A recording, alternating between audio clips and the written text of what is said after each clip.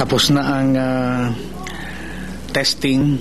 Lahat ng criteria na 26 ay pasado ng Smartmatic TIM. At we are just winding up now. Magsasubmit na ang Special Bids and Awards Committee ng report sa NBank.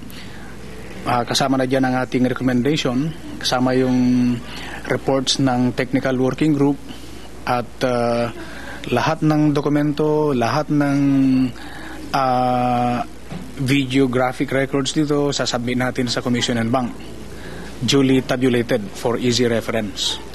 At pagkasubmit namin doon, Commission and Bank na ang bahala at Commission and Bank na ang mag-conclude ng contract.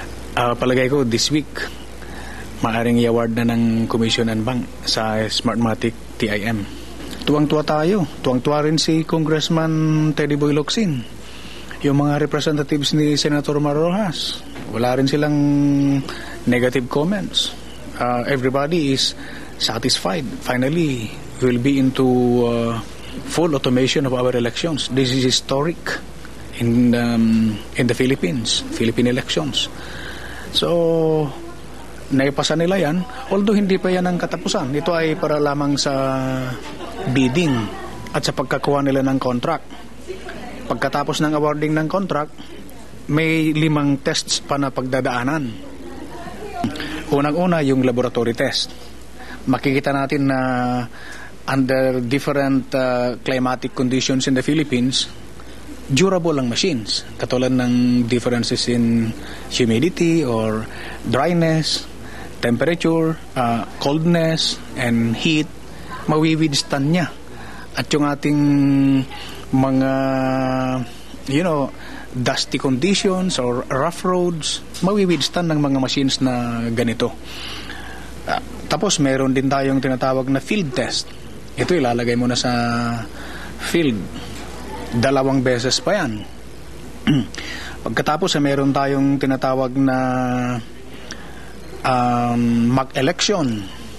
Itong mock election sa buong Pilipinas, nakakalat na yung mga machines, at we will invite the public as part of voters education and massive information dissemination to take part. They cast their votes and we will see. They will see for themselves that the machines are working according to specifications. Number 4, meron tayong tinatawag na transmission test. Dito yung mga experts magagaling, kung meron silang devices na sasabihin nila pwede nilang itago at makadisrupt ng transmission, di ilabas na nila.